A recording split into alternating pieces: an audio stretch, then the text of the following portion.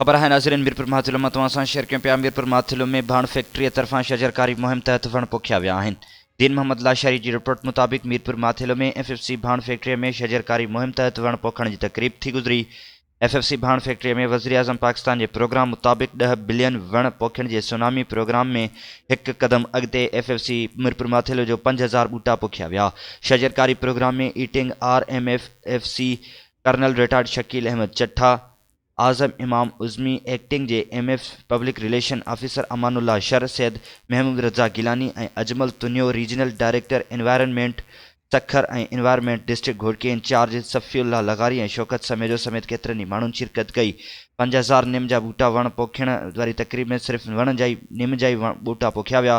5000 ॿूटा पोखण वारी तक़रीब में मथियनि ऑफिसरनि ॻाल्हाईंदे चयो त निम बहितरीन वण आहे जंहिंजो असांजे समाज में माहौलियाती तब्दीली अहम किरदार अदा करे थी। निम जो वण घाटी छांव ॾींदड़ आहे। निम जो मेवो फ़ाइदेमंद आहे। निम जे पतनि खे गरम करे तड़ करण सां ख़ारिश ख़तम थियण सां गॾु केतिरा ई फ़ाइदा आहिनि। हुननि जो चवणु आहे त असां ग्रीनरी लाइ निम जी चॉइस कई आहे। ॿूटा पोखण जो कमु असांजो जारी रहंदो। असां पंहिंजे औलाद खे बि इहो सबक़ु ॾेई रहिया आहियूं त ॿूटा पोखियो ऐं माहौल खे ख़ुशगवार बणायो।